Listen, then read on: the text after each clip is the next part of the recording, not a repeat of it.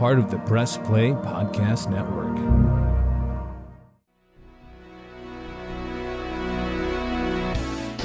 Iguodala to Curry, back to Iguodala, up for the layup. Oh, blocked by James. It's over. It's over. Cleveland is a city of champions once again. The Cavaliers are NBA champions.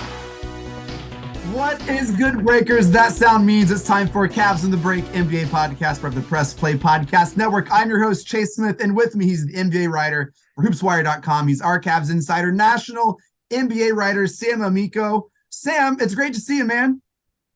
It's great to see you. It's great to talk to you guys. And I really like being introduced first because I've never won the Junkyard Dog Award. So at least I get something. Sam, we have a full squad here tonight. Also here with us, the man, the myth, the legend. You all know him as JIA. My first podcast partner, Jeremy and Akron. Jeremy, it's always great to be on the mic with you, brother.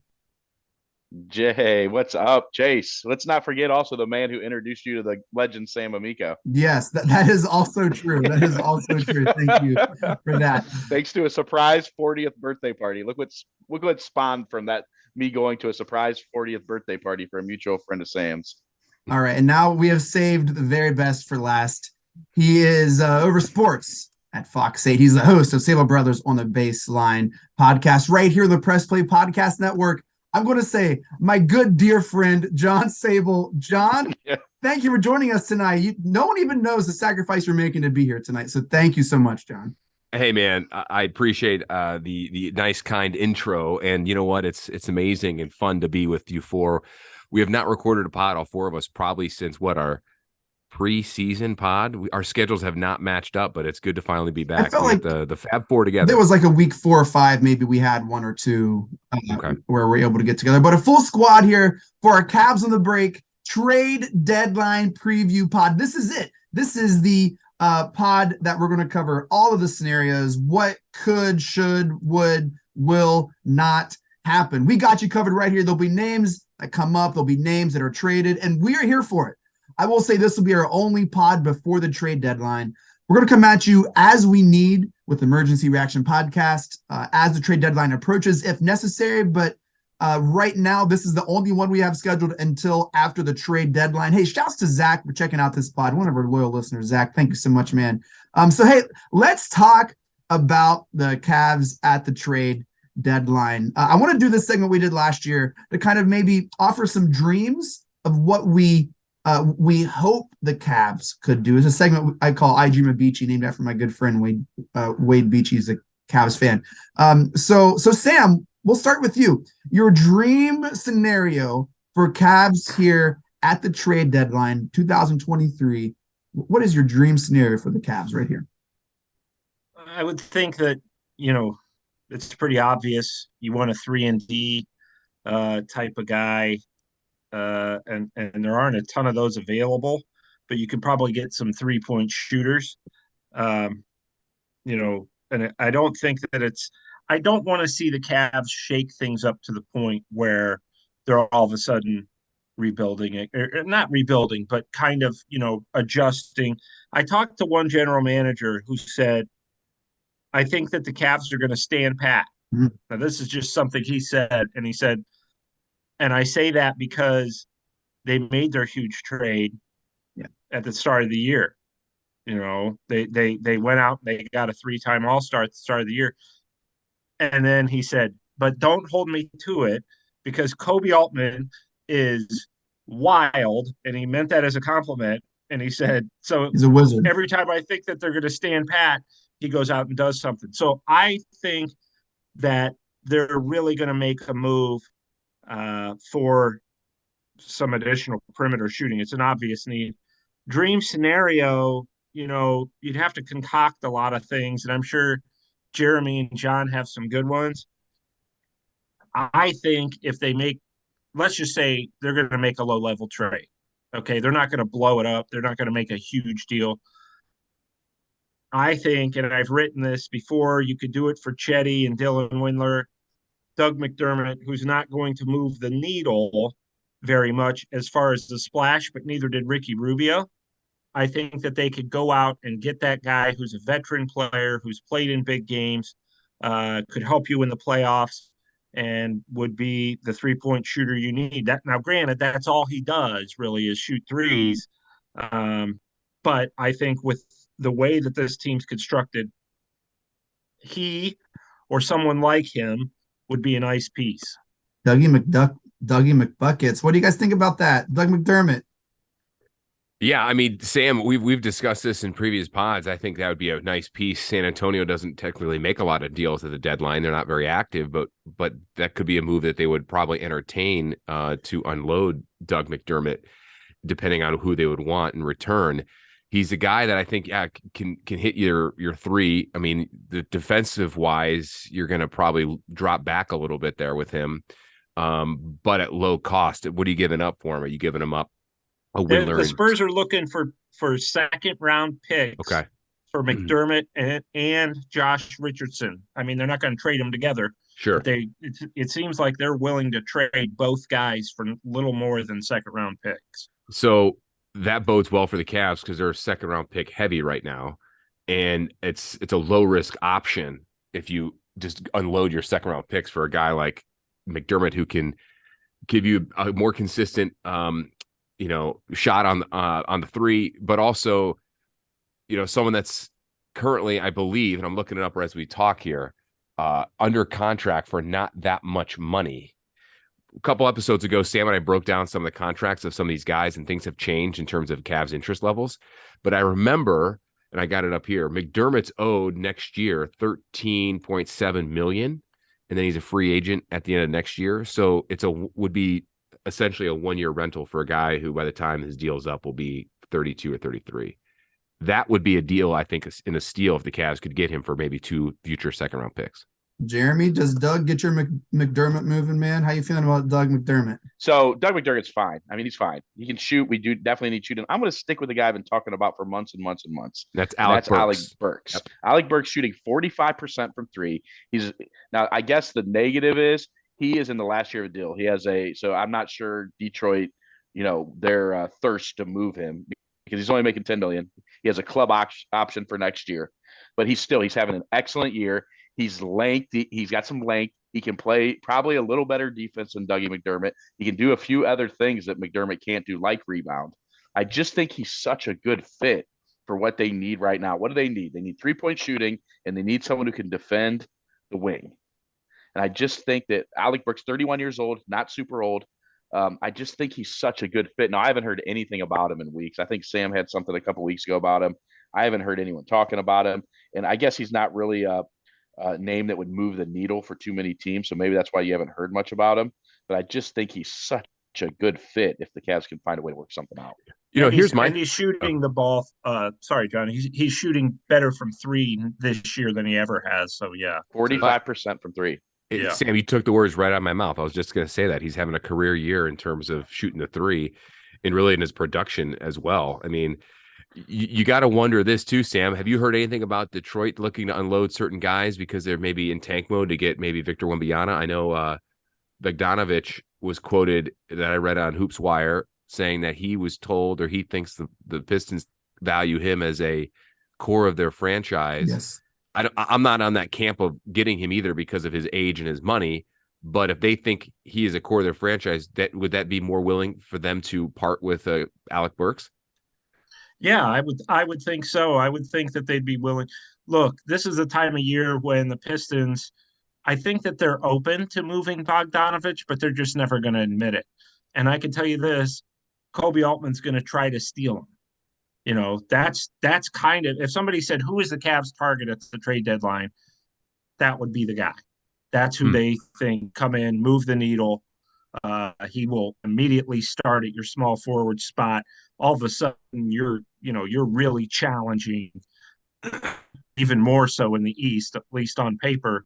But all we're hearing right now is Detroit's going to hold on to him, which I think they probably will, because they have a really high price at the moment. But Sam, I'm going to cut that out and post that on socials, man. I'm cutting that out and posting that. That seemed like a nice little hit there, man. It's a nice little number. Yeah, no, I think there's no doubt that's who the Cavs want. But it's just not right now, the way Detroit is asking and what they're asking for, they're trying to drive up the price through the media. So and yeah. probably successfully so. But Sam, the one drawback for that type of move is his salary and his age.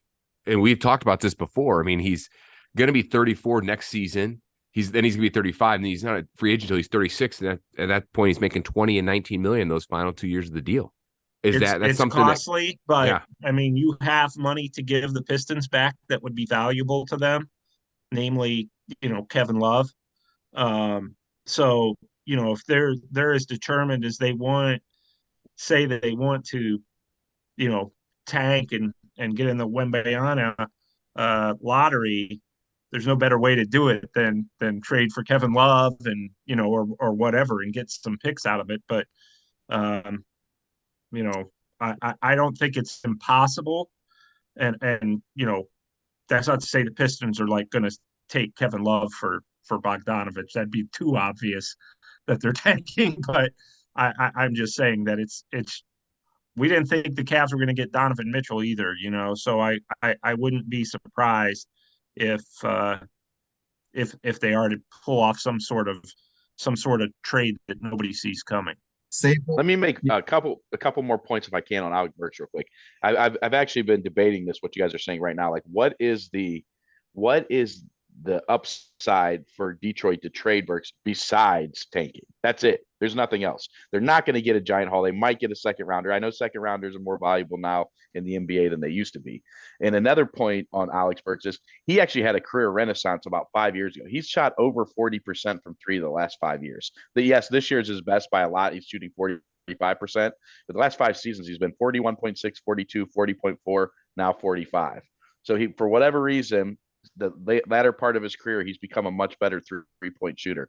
So as much as I would love the Cavs to get him, and I think he makes a ton of sense, it is tough to find because of the fact that his deal essentially ends at the end of this year. It's outside of maybe a second-round pick and maybe tanking. There's not a lot of incentive for the Pistons to trade Alec Burks. Well, it feels like there is incentive to trade Bogdanovich if they do want to move on from that giant salary at a guy who's, mid-30s. It's a good point, Sabol. So Sam's brought up Dougie McDermott's, GIA brought up Alec Burks. Here we are talking about Bogdanovich. Sabol, what's your Idris Mbichi trade target here for the Cavs? Yeah, I've always thought that the McDermott deal, if you only give up a couple of second-round picks for the salary situation, is ideal. Alec Burks, as we've discussed, would be solid too. I don't think you'd give up much there. I'm not sold on Bogdanovich. I know Dan Gilbert and the Cavs don't have issues when spending money, but they'll be approaching the luxury tax even after you get rid of a Love or LeVert, either in a trade or let them walk. So I guess that's a moot point. To me, his age is still a very, very issue with me. And if you tried to flip him in a year or two, you're not going to get the same return. I don't think he's that big of a missing piece.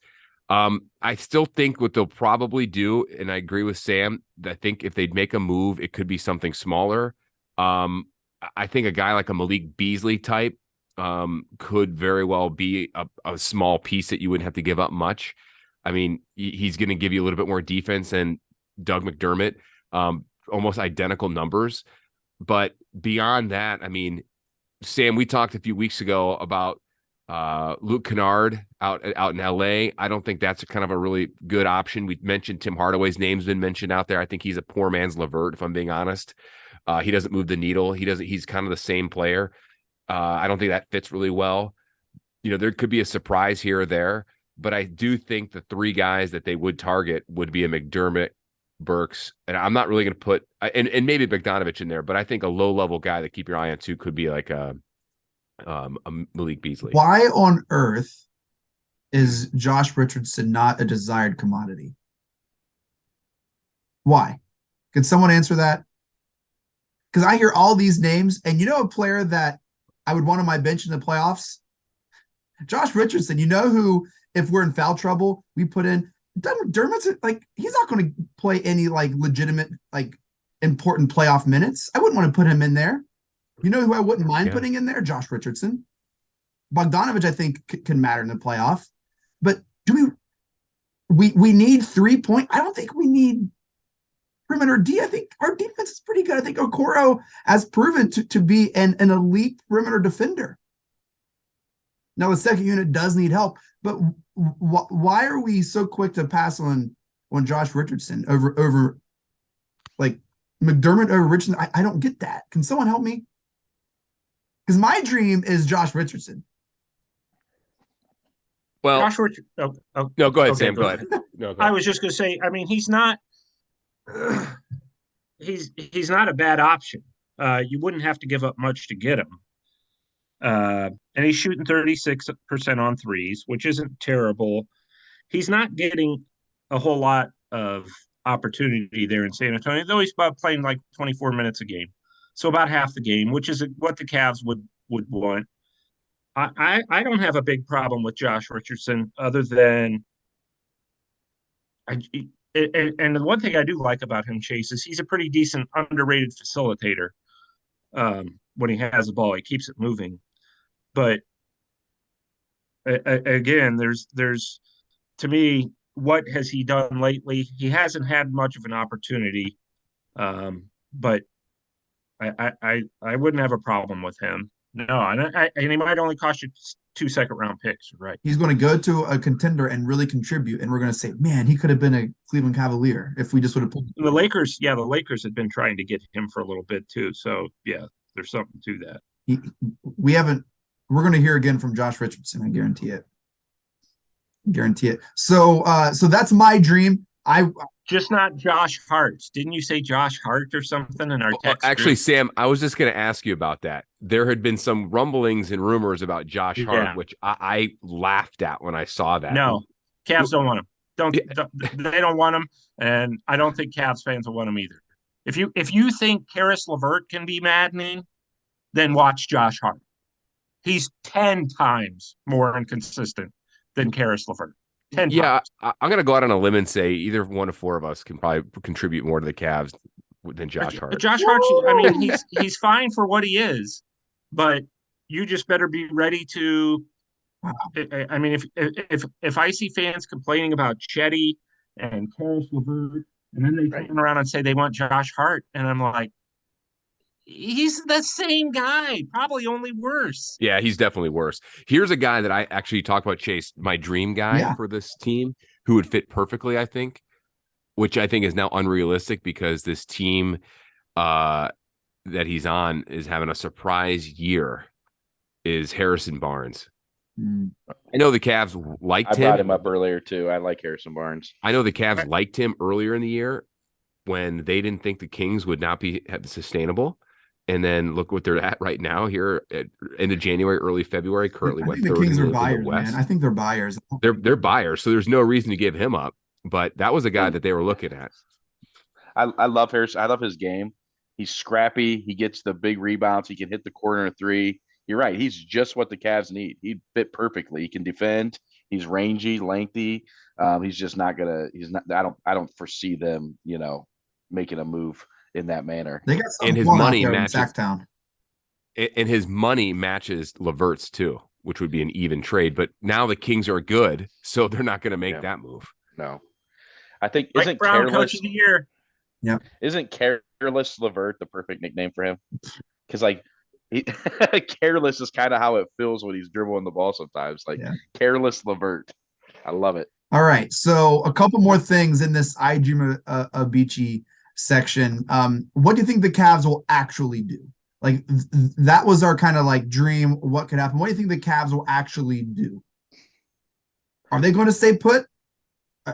Is it just a bunch of talk for nothing, Sam? You kind of maybe lean towards they're going to stay put. I don't want to say for nothing because, again, you never know what Kobe Altman's going to do, and he always seems to do something that nobody even knew was on the radar. I think there's probably an 80% chance that they stay put. They're probably not going to find a deal they like, a player that they like, to make a move. I think if they do make a move, it may be something that's just not anything that gets the fans excited. I think that though the odds are greatly in the favor of that because, you have a lot of guys who are accustomed to playing here. people talk about Karis LeVert and moving Karis LeVert, but Karis LeVert, love him or hate him or, like him, like his game or not, he's playing 31 minutes a game.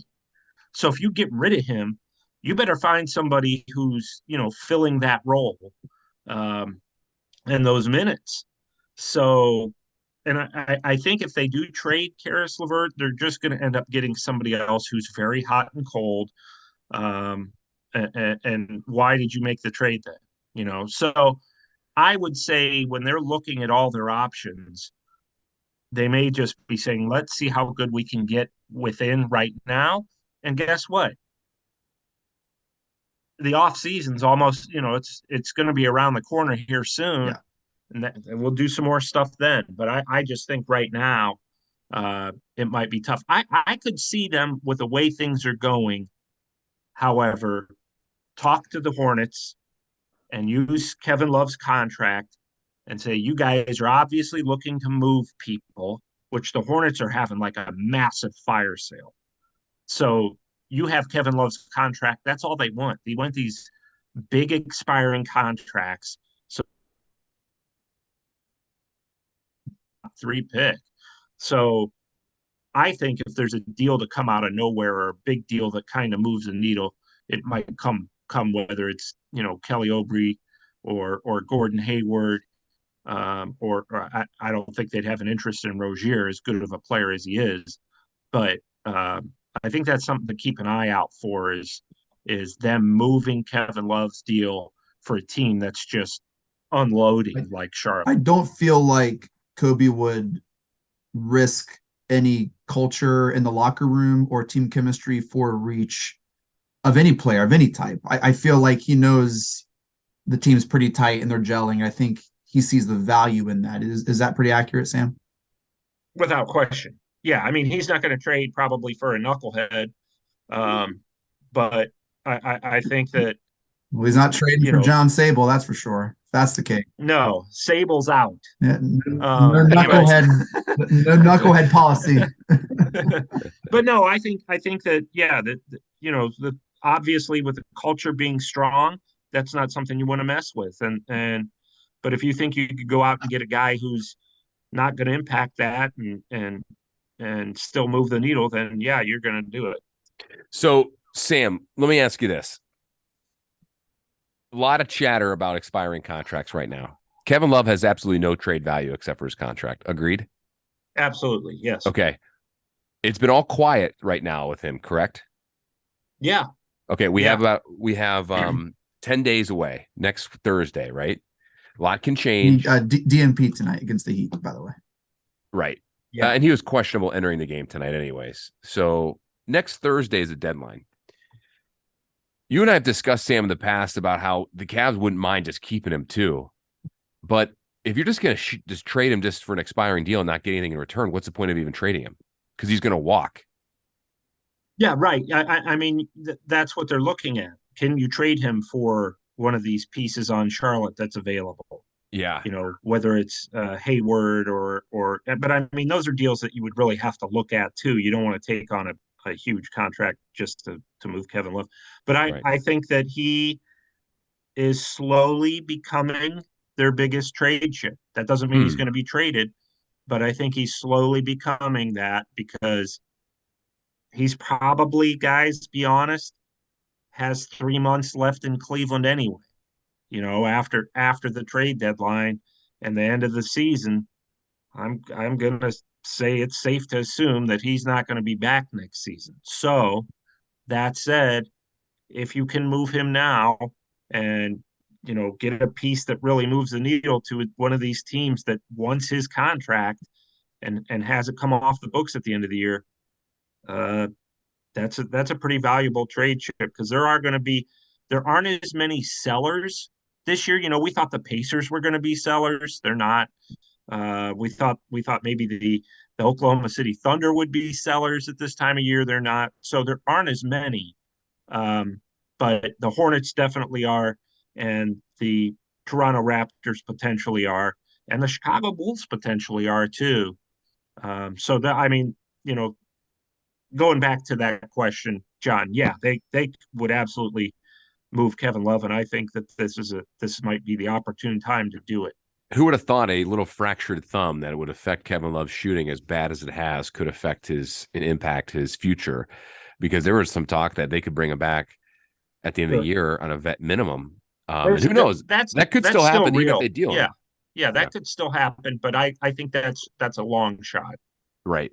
You mentioned this one, and Sam, I wanted to get your thoughts, but Jeremy and Chase, Gordon Hayward, does that move the needle for you? Because that's a guy making a lot of money. I feel like that's kind of a wash at that point. I don't, because I think he produces. Maybe it's not as much as he did, but I think it's a viable piece. I don't know. It would move it a little. I don't think it would move it to as much as the other names that we I don't think it would move as much as Bogdanovich or Josh Richardson. Yeah. But I think it's better than some of the other options. Jay, what do you think? I don't know. Are we sure it's better than, like, say, Karras and Seti getting those minutes? I'm not 100% sure it's a better. And I thought Sam made a really good point earlier, probably a point that was good enough to win the Junkyard Dog Award today.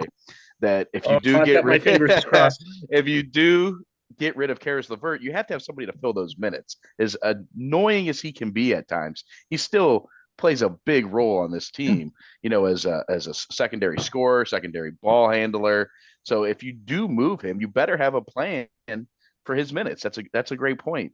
And to answer the original question here, Chase, I don't think they make a move. I think they end up standing pat and then look to see where this team gets them this year, and then look to make some moves in the offseason to really give it a go next year. If you remember, before this season, Kobe Altman was very careful not to place any expectations on this team. He wouldn't even place playoffs as an expectation, if you remember. Yep. I think he was rightfully saw. You had to, readily, and rightfully so, wanted to see how this team would do this year and be patient and see how it gelled and see how quickly it came together and see where they needed to tweak around the edges and what they needed to do. So I think if they don't see I don't think they're going to make a move that's going to hamstring them in the future. I don't. I think if they do, it will be like an Alec Burks, something like that can provide some help immediately, but it's not going to hamstring them going forward. So a long-winded answer there, no, I don't think they make a move. I think they end up standing pat. And I don't think they make a move either. I'm in that camp. And I think all three of us and fans have really giving Karis LeVert a hard time, and rightfully so at times. The one thing that cannot be understated is his attitude, his selfless play, and you go back to what he does in the box score, his minutes. And one thing that's not talked about is how drastic of a jump his three-point shooting has gotten this year, even with a big score in Donovan Mitchell. So you lose a good character guy, a guy who gets along with everyone. We've mentioned this before. You got to make sure you're bringing someone in that matches and checks off all those boxes, which I think it's hard to find. Mm-hmm. Who knows if that's McDermott, if that's Burks, whoever. That just makes Kobe Altman's job a little harder, which is why I agree with Sam and Jeremy that it's probably more likely that they stand pat. Of course, you never know. And Jeremy, you bring up a good point regarding what Kobe Altman said. Chase and Sam, us three, we were at Media Day when he said, and I'm paraphrasing, of course, but he said something along the lines is, I'm not putting a ceiling on this team, so playoffs, you wouldn't even mention that either, but they need to get in the playoffs. If they're out of the playoff play-in game and they're a 4 or 5 seed, which it's looking like it would be, then that would be, in his eyes, probably somewhat of a successful season with knowing what they have. Here's why you all are wrong. And here's why they're going to make a move. One, because they didn't make the playoffs last year, and they want to make sure they make it this year. And two, you can't waste healthy seasons with your primetime star players. They're not guaranteed to be in this position next year. They're not guaranteed anything in the future. And whenever you are sitting where we're at now, and you have a healthy Mobley, a healthy Garland, a healthy Mitchell, a healthy Allen, why would you not trade a package deal for Bogdanovich or trade second round picks for any of these players that could help right now? Why would you not? Why would you? Okay, I'll answer that. Why? And I get what you're saying, Chase, and I agree with you. But why? Okay, so no, I do. I mean, I agree. You only have this season. Yeah. I've always said that. You only have this year. But would like getting Josh Richardson in here, are you gonna beat the Celtics, Bucks, and Sixers? I think he No. gives you a better chance than Chetty Osman. He That gives you is a better true. chance than. Okay. But you're assuming a team would take Chetty for a Josh Richardson. I don't know what we have to trade for Josh Richardson. I just know that I'd rather give I my bet they would. minutes to Josh They probably Richardson would. than Chetty Osman. I'm just saying, why would you not do all you can to help the team this year? Why if you have a healthy squad and you underachieved, let's be honest, underachieved, even though we underachieved and are overachieving last year, which as much as that doesn't make sense, it does. Like, why would you not trade a piece for something to improve the team? Like, I don't know. I don't think we have the luxury of standing pat when everyone's healthy. It is just, we are lucky that someone hasn't rolled an ankle, like really jacked up a knee anytime they've driven the lane, like a big man going up for a putback.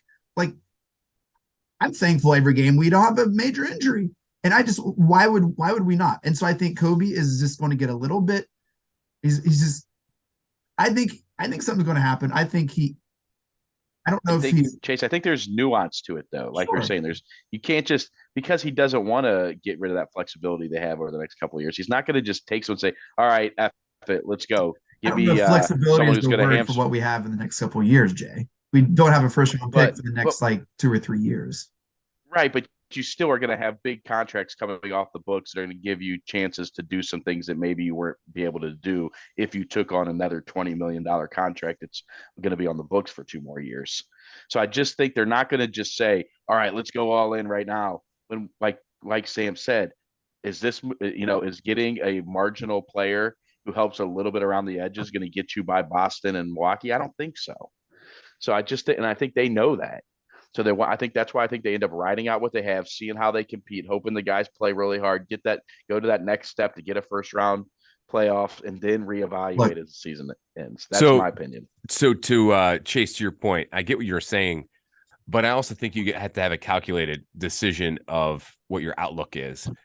I mean, you do have an immediate playoff / championship window for the next 3 years or so with Donovan Mitchell. So you don't want to necessarily panic and really try to make a move right now when you really don't have that many assets to really get a guy that's going to make that big of an impact that's going to be better than Karis LeVert. Are you going to find a guy that's going to be better than Karis LeVert right now that's going to make a big impact? Yes. With all those guys we just mentioned are better, but they're not significantly better. That's going to get you over the hump, in my opinion.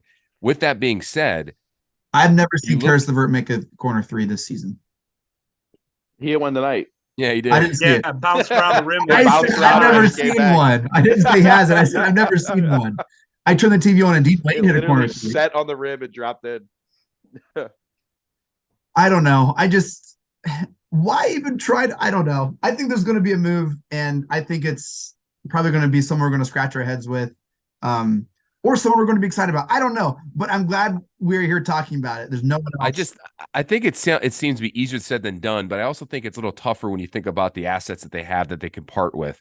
When you just think of a Windler or a Chetty or a LeVert and let's say 2 second-round picks, that's pretty much what you're dealing. And Kevin Love, I guess that's only thing you're really dealing with. And does it make more sense to try to get a guy now or wait to the offseason and let LeVert and Love's contract come off the books and then make another potential free agent signing? Here's 2 things you need to think about real quick. One, the Cavs still have a first-round pick next year. They didn't trade away their 2024 pick. They still have that. Isn't that right, Sam? Trade it now.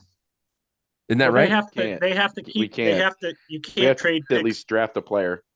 Right. Yeah. But what I'm saying is, Chase, you mentioned that they don't have future first round picks. They do. They have one next year. They just don't have one this year. All right. And the 2025 was sent to Utah. So they do have one in next year's draft. Second thing that we have not talked about, the Cavs have the second easiest remaining schedule of this season. Think about that. So I know it doesn't make that big of a difference in terms of trying to make a deal or not, but in terms of playoff seeding, they're not going to get that much farther, but that's got to go into their thinking a little bit, Sam, don't you think? they're holding tight right now at the 5th seed. Are they really going to jump Brooklyn? No, and it doesn't matter if they do or not because they're going to play them anyways. But the toughest times in terms of toughest opponents is vastly behind them for the most part. Yeah, I think that I don't know that will factor into their thinking other than let's ride it out, see what we've got, see how this group finishes. I mean, like last year, first of all, to go to Chase's point, it would be weird, Chase, to see a trade deadline come and go without Kobe doing something because he tends to do stuff when he has an opportunity. That said, I went back and looked, and other than the James Harden, Ben Simmons trade last year at the trade deadline, there really wasn't a notable deal other than Porzingis getting traded to the Wizards from the Mavericks. And I mean that hasn't really done much for the Wizards. So you can honestly say that there's about one deal that really moves the needle for anybody on average at the deadline. And has the Ben Simmons, James Harden trade really moved the needle? I don't know. Both of those teams seem about the same as they were when they had those guys healthy. So I do think it would be weird to see Kobe Altman not make a deal because that's just who he is. He's a guy who likes trade. But I also know that a lot of times the trade deadline has a lot of buzz and a little action that's noteworthy. But it makes for a great podcast conversation, Sam. And Hoops Wire articles. Podcast conversation, website hits. Yeah, baby. The deadline seems like it's in the last few years, Sam, has really been more bark than bite, Yes, for sure. All right, but before the break, anything in the buyout market, any potential Cavs work in the buyout market after the trade deadline? Yeah, that's not something I've heard a lot about other than, Rashawn Holmes from the Kings, those kind of guys. I could go back and look that up. There was one intriguing name in the Eastern Conference, and I can't remember who it was, but certainly there's that, that type of deal that the Cavs could do. The problem there is, you got to make sure you have the salary space to do it, and that player, those players tend to team up with Durant or LeBron or A-level stars, but there's always a possibility. Absolutely, that you could sign an available free agent. There's a ton of guys out there. I've heard people email me and text me and say, well, you have that list on the website. Why aren't they reading it and signing DeMarcus Cousins? He's got to be better than Robin Lopez. So I mean, I think that possibility always exists that you could bring in a veteran after the trade deadline. Sure. Yeah. Can I pose a question before we go to the break, Chase? Yes. Sam, and I want all three of you to give me your opinion. Who is more likely to get traded from the Cavs, Cedi Osman or Karis LeVert? Because Sam, according to you on Hoops Wire, there's been quite a buzz on Cedi lately. I would say Cedi. I think the Cavs are more willing to trade him for the same reason that I just mentioned, that Karis is playing 31 minutes a game, and that they do have that's not going to make them say, we can't trade him because he plays 31 minutes a game. But I think that does have some value to them. Jeremy? I think I agree with that. And I know there has been some buzz recently about him. I mean, I love Cedi. He's just so hot and cold, man. He's got to be one of the streakiest players in the NBA. Like, what, he goes 7 for 7 from three, two nights ago. He's just such a streaky dude. And obviously the potential's there. I think he annoys Coach Bickerstaff as well at times.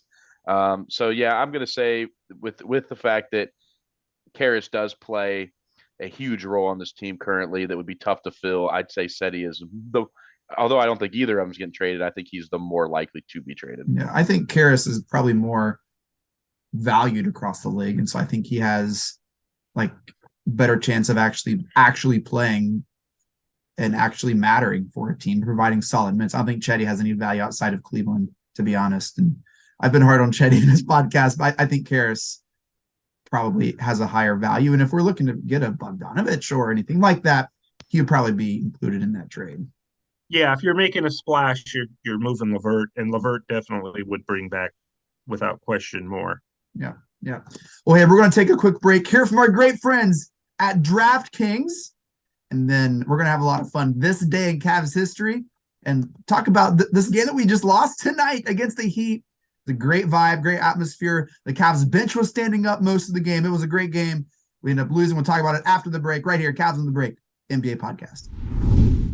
The wait is over. DrafKings Sportsbook, an official sports betting partner of the NFL, is officially live in Ohio. Now you can legally bet on all your favorite sports anytime and anywhere right here in the great state of Ohio with DraftKings.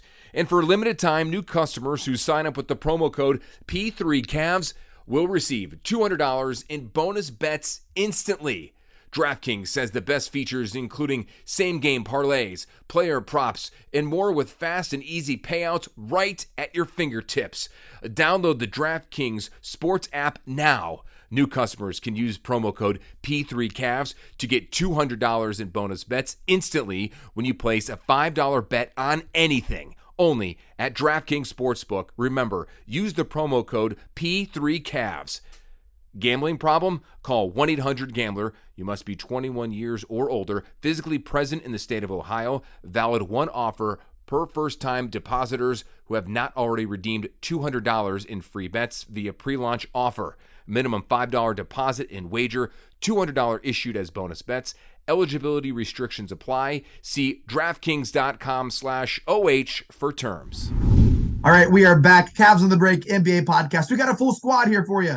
Sam Amico, John Sabol, JIA in the house on the court for you. We just spent a good 30, 40 minutes talking about the trade deadline. I dream of Beachy. Right as we logged on, John and I were first in the room, and we both had this gleam in our eye, glimmer, and we said, hey, I said, John, I have it this day in Cavs history. And John said, no way, I have it this day in Cavs history. And we haven't revealed them yet, but I'm 99.9% certain they are the same this day in Cavs history. So, John, how do you want to do this, man? I think it might be better if we played it. Because I'm stepping on your toes right now. This is all your field. I'm encroaching. You don't. No, man. I'm honored and excited that I think you picked the same one that I did. Yeah. You don't want to have Sam and Jay guess? Sure. All right, Jeremy, do you have any idea what happened this day in Cavs history? Sam? Man, I do not know. This day in Cavs history, January 31st. That's all I got to guess, like throughout the whole transaction. Like, there's no transaction. There's no front office. There's no trade coaching thing. Kevin Love had 34 points in the first quarter or something against the Blazers. No. I think I got a guess. I don't remember if it's this date or not though. What is it? The Cavs beat the Jazz on a 3-pointer. No. So, all right. The Yes Virginia, there is a Santa Claus call for. The greatest Joe Tate call of all time. All right, Johnny, play the clip. I'm gonna play it here. Wait. Let's give one more clue. It involves someone on the network. They're involved in this day in Cavs history. Yes, someone on the network. Guy, flight 23. Yeah. I was gonna say. Did somebody beat up Kenny Rhoda? Oh no, Roadman, the drive-by. We love you, Roadman. Go listen to him. Man. All right, play it. Roadman actually was at this game, believe it or not, with his son. I was at this game. You were there too? I was at this game. I witnessed this in person. I was watching this game, I think, with my dad on the couch. Because I tweeted this at Kenny too, and he said he was at the game with his son, and his son had never seen Jordan play because he was young, and wanted him to see, I just gave it away. Here we go. Jones the trigger. Jordan for the win. And the buzzer. He's done it again in the city of Cleveland. January 31st, 2002, Cavs versus Wizards. Oh, Cavs Wizards. Michael Jordan buzzer beater. It was a thing of beauty. Everyone in the whole building, everyone in the gun knew who was getting it. Everyone knew that Jordan was getting it. Gave the fist bump. Rip Hamilton had the face mask, did the fist bump as well. And the place went nuts. No one was sad. Everyone was pumped. They got to see a Michael Jordan buzzer beater in the house. It was incredible. What's funny about it is you're right. Everyone like cheered for it. Yeah. Like, yeah, I was bummed the Cavs lost, but I was happy Jordan did it, even though Jordan crushed our lives younger when we were younger. No one cared. But I thought it was interesting as you see the video. Rip Hamilton's putting up the fist just like MJ, like he had something to do with I think it. he passed it in. And where Jordan had the shot was where he had the shot in '89, right in front of the 3-point free throw line. So everyone in the building knew who was getting that ball. Like, as a basketball player, why do you not like triple team?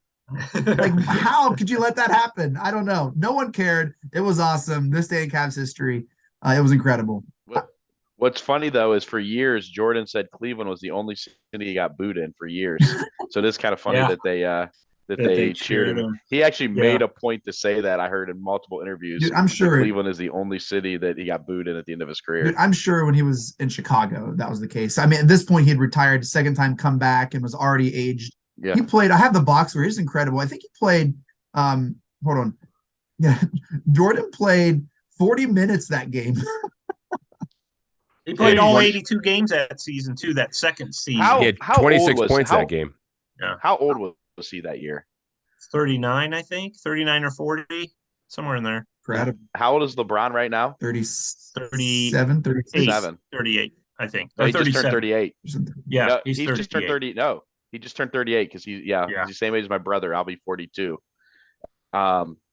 He is so let's take this moment here to appreciate just what an incredible level LeBron James is playing at right now. That's Jordan at the end where everyone's laughing and saying he's washed. LeBron's only a year different. It's still playing at a level that is, almost MVP worthy. Yeah, I think the difference is with Jordan, he took 3 years off and did nothing but smoke cigars, drink beer, and eat cheeseburgers. And LeBron probably takes care of himself better than maybe any athlete ever in the history of sports. I mean, LeBron, it really helps. I mean, if you look even at like John Stockton play until 42, Robert Parrish play until 44, those guys never left. And I think that helps a lot.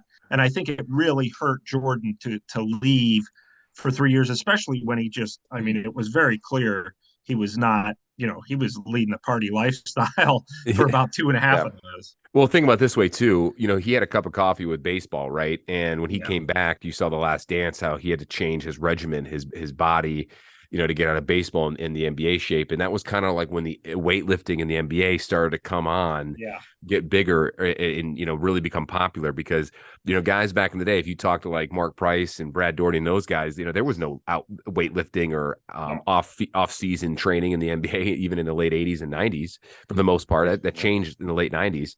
But LeBron has invested so much money, millions and millions of dollars into his diet and his training regimen, that when people talk about the GOAT conversation, I hate when they say, oh, well, LeBron has an edge just because of the sports science. And, you got to hold that against him versus Jordan. I mean, that's just so silly to me, that's just, I think a cop out. But, it is crazy to see what LeBron is doing at his age. And I've said this before, guys, when there's so many LeBron haters out there that when he retires and then he comes out with his own documentary like Jordan did, the pitch of the angst is going to flip and change. You're going to see people start to appreciate LeBron later more than they do now. If it's anything like the Dream Team doc, it's going to be almost insufferable. That doc. And remember, think about this. Jordan issued The Last Dance to start getting it organized and produced the day of the Cavs championship parade. Sure. Yeah. Do you think the four of us will be on the LeBron doc? Sam, you definitely will be. I do. Damn well should be. Sam should be. Yeah, for sure. Ray Guy might. I mean, heck, we might have a whole Ray Guy's voice will squad on the LeBron doc. It will. Yeah, Ray Guy's voice will definitely be on there. Who was it, Sam? There was a book, and I think maybe it was a Terry Pluto book that talked about how LeBron did not take icing and stuff seriously his first few years in the league, and someone got a hold of him maybe when he was 22, 23, and it kind of a trainer, and it changed his whole outlook on how he took care of himself. And lucky for him, he was smart enough to listen when he was that young about, look, if you want to play a long time, you need to start taking these things seriously. Right. I can't for the life of me remember, but I read it in somebody's book. This is supposed to be a conversation about Michael Jordan. I don't know how we got started talking about LeBron. But it's crazy that it's probably in a Pluto book. That this week. Yeah, I think it was in the Pluto book. That's where I read it. LeBron is going to have the all-time scoring title and move into 5th all-time in assists. That's happening like before we record again. That's legendary. I mean, that doesn't happen ever. Yeah. Like this is a big deal.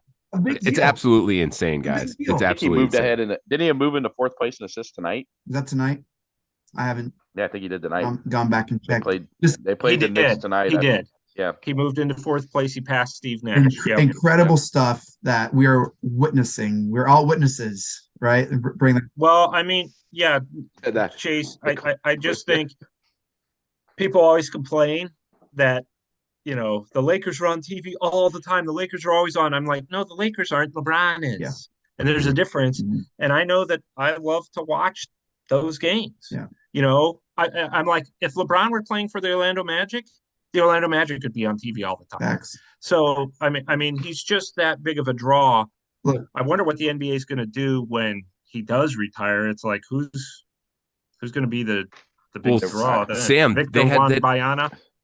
They had that issue with Jordan when he retired. No one was there to take that torch. It took a couple years before Kobe became that guy. Yeah. And that wasn't right away. That was probably 3 years afterwards. Yes. Some could say it was Iverson.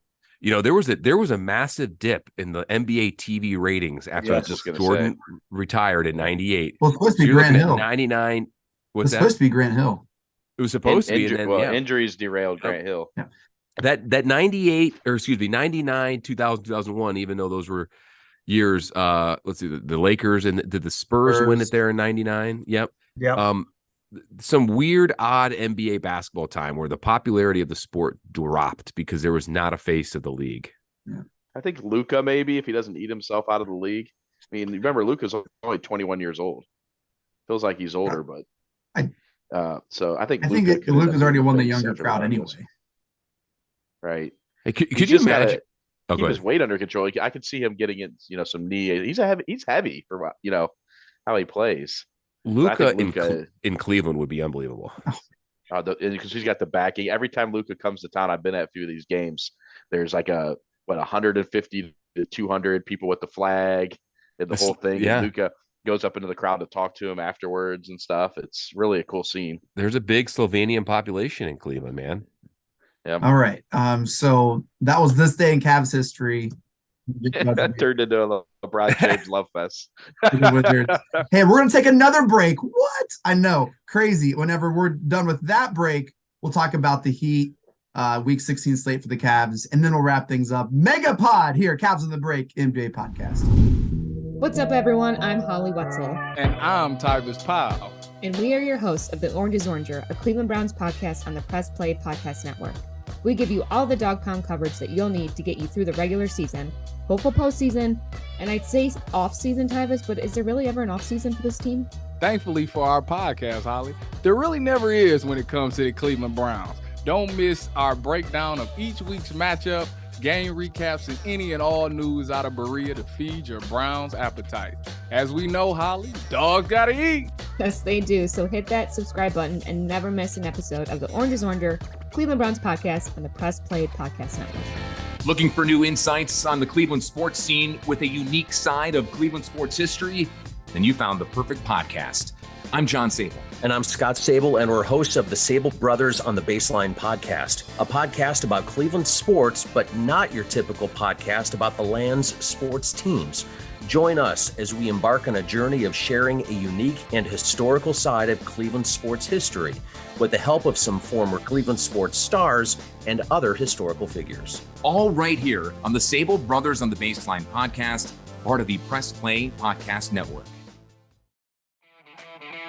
The R&R podcast going to be rocking and rolling with you because football season is underway. College, Ohio State, the Power Fives, the MAC, the Browns. Michael Regai, are you ready to rock and roll with some football?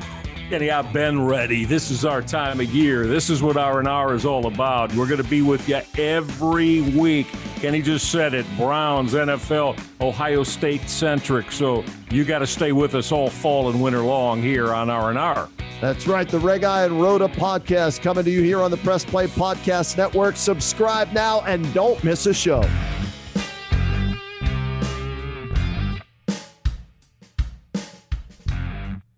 Hey everybody, I'm Gary. And I'm Jason. Opening cards as a kid, no matter what was in the pack, you always had that stick of chewing gum. Well, it turns out Gary and I opened up a box of 86 Tops last year, and let me tell you, the chewing gum does not age well. Join us on the Ball Card Show, the sports podcast for the sports collector. We are back. Cavs on the break, a 3-break podcast, mega pod. I don't even know the last time we've had 3 breaks on a podcast. We just can't stop talking. Sam's already half asleep. Sam, stay with us, buddy. We're almost here in the home stretch. Fourth quarter. You know, we got that dog. We got the dog. Gosh, the dog. The junkyard dog. The junkyard dog award. You can do it. Hey, it was a great game tonight. Although the Cavs lost against the Heat.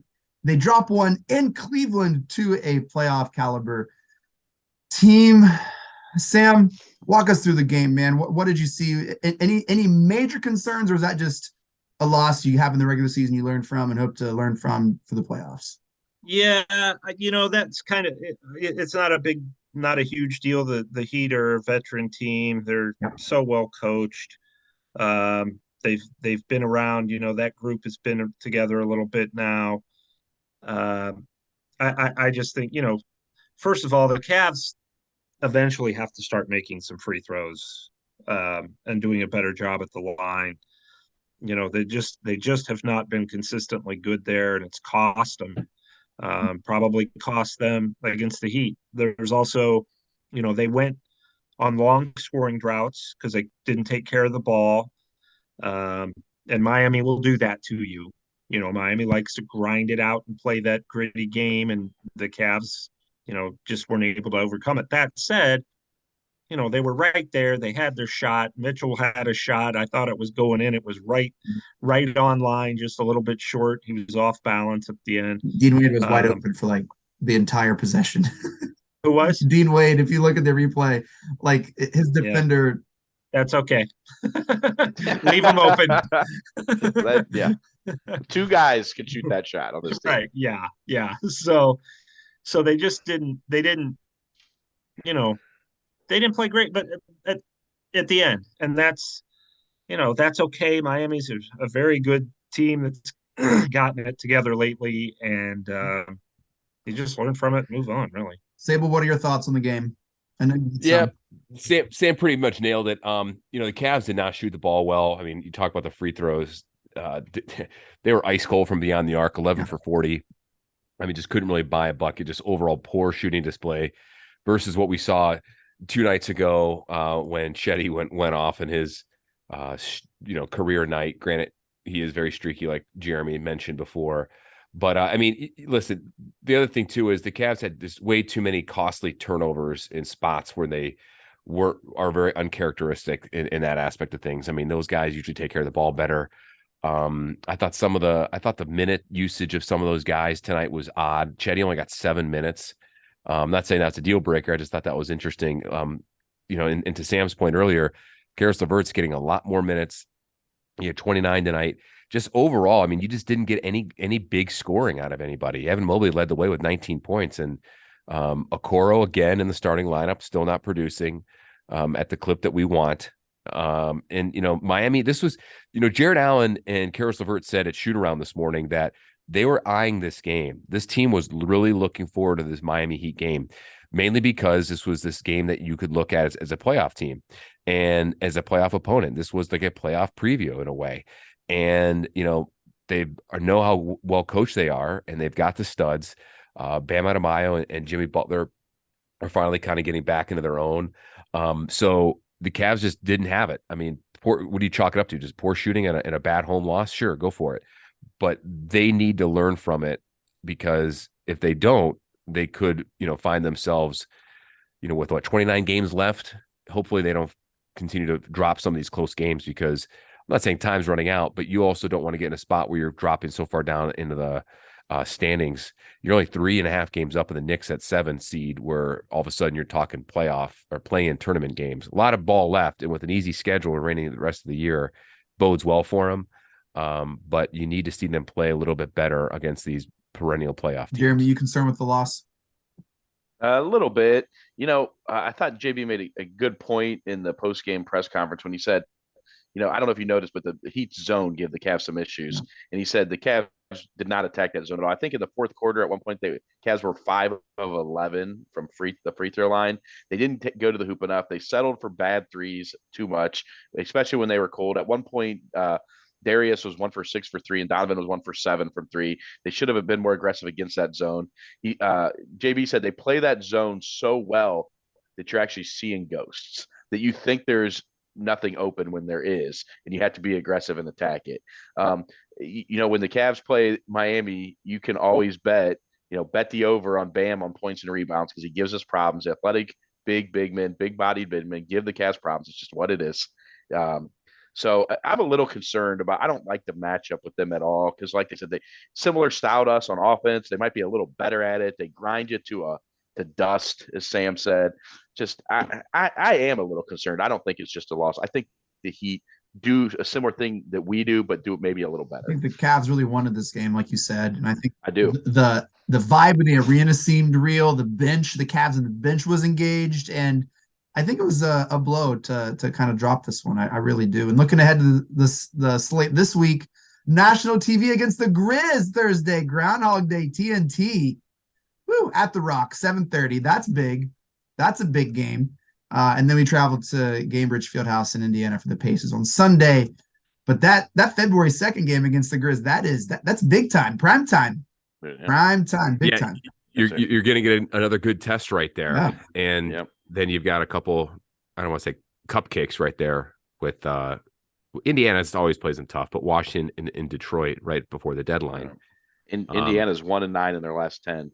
Yeah, but the Wizards have been great since the Hachimura trade. I think they're 3-0, and they've won like 6 or 7 in a row. So, did you guys catch during the telecast? This is an amazing stat.